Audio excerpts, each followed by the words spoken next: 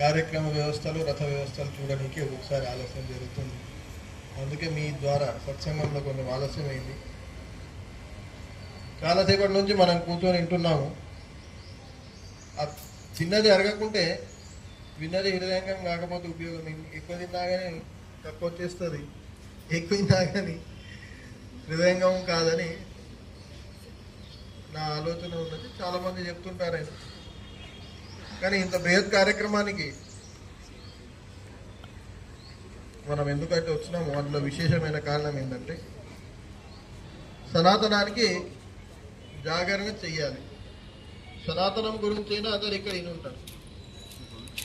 అయితే కేవలం ఒకటే సూత్ర రూపం ఏంటంటే, కేవలం ఒకటే ఒక సూత్రం అందరు పాటించేది ఏంటంటే, ఎన్నైతే విషయాలు విన్నామో అది జీవితంలో ప్రాక్టికల్గా దించండి.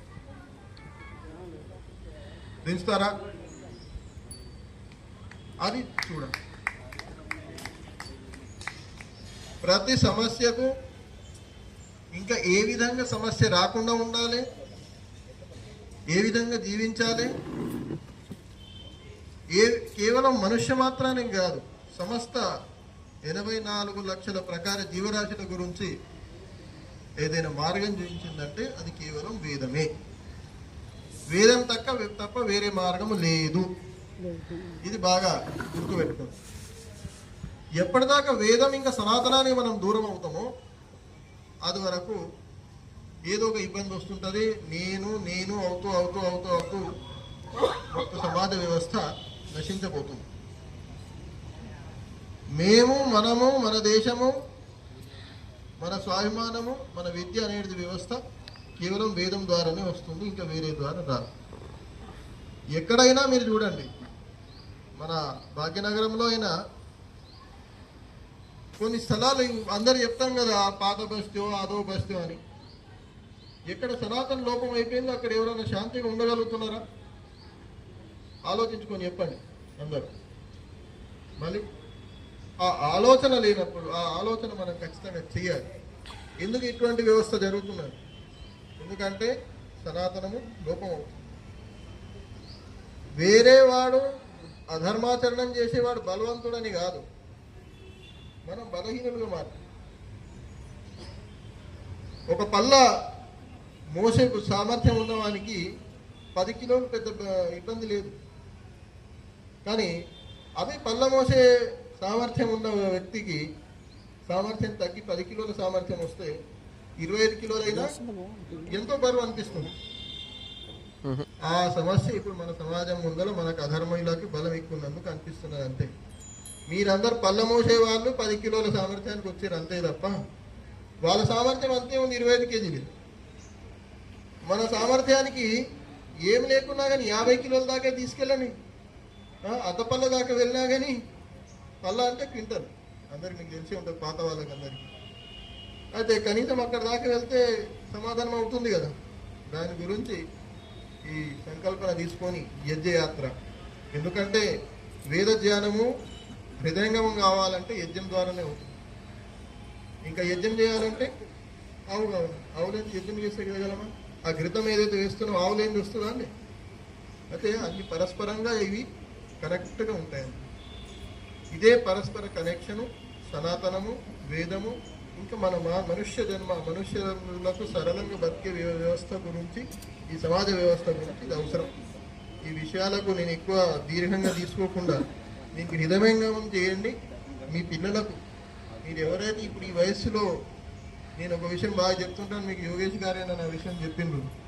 ఎంటుకలు తెల్లబడ్డాక అంటే వృద్ధాప్యం వచ్చినాక వస్తే కాదు, యువావస్థలో వస్తే దాని యొక్క సాఫల్యం ఎక్కువ ఉంటుంది. ఎందుకంటే సమయం ఉంటుంది కదా. ఇప్పుడు వృద్ధాప్యం పెరిగినా కొద్దీ మీ సమయం తగ్గుతుంది. మొదలు 100 సంవత్సరాలు అంటుండే, ఇప్పుడు తగ్గించి 60 సంవత్సరాలకు వచ్చిండ్రు కదా. మళ్ళీ 50 సంవత్సరాల వయసు దాటినాక ఏదైనా చలో నేర్చుకుందాం అనుకుంటే అక్కడ సాధ్యం కాదు. అటువంటప్పుడు సరే ఇంత సంవత్సరం చేసుడు మీరు వస్తున్నారు, అది చాలా మంచి విషయం. కానీ వాళ్ళకైనా తీసుకొని మీ వెంబడి వచ్చే పరిస్థితి గురించి, ఆ స్థాయి గురించి మీరు అందరూ బాగా శ్రమపడాలి. తల్లిదండ్రులు ఒకవేళ నేర్పియగలగలేరంటే వాళ్ళదే 90% తల్లిదండ్రులు ఏమంటుంటారు, లేదండి పిల్లలు ఇంటలేరు, మా మాట వినరు. మీరు అట్లా తయారు చేసారు.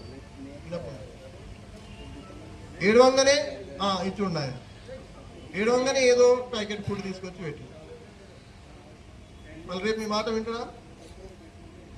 ఏమన్నా వింటారా? పెద్దగానే ఎట్లా వింటారు?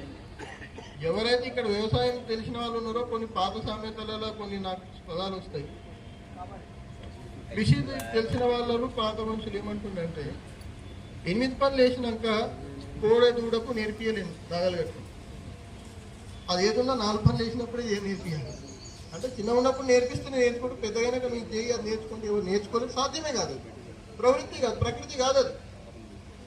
అందుకే దీని గురించి మీరు చాలా గంభీరంగా ప్రయత్నం చేయాలి. ఎంతైతే ఒక ధనం గురించి తన ఇంటి గురించి ఒక ఇల్లు సంపాదించాలి, ధనం సంపాదించాలని మనం పెడతామో దానికంటే 100 రెట్లు ఎక్కువ ఒక సంతానానికి ఒక పిల్లవానికి ఏ విధంగా తయారు చేయాలి దీని గురించి మనం ప్రయత్నం చేయాలి. దాని మీద ధ్యానం కొంచెం తక్కువ ఉంటుంది, దాని మీద మనం ఎక్కువ పెడదాం. ఈ కార్యక్రమంలో ఆహార్నిశం ఉరుకులాట వేసే మన సునీల్ అగ్రవాల్ది, ఆయన మౌనంగా ఉంటాడు కానీ ఇప్పుడు ఏ విధంగా అయితే మొత్తం ఇంట్లో వైరింగ్ అయినా ఒక ఎంసీబీ లేకుంటే నడవదు కదా, ఆ ఎంసీబీ లాంటి వ్యక్తి మన సునీల్ అగ్రవాల్. గట్టిగా చెప్పండి కొట్టాలి. సునీల్ అగ్రవాల్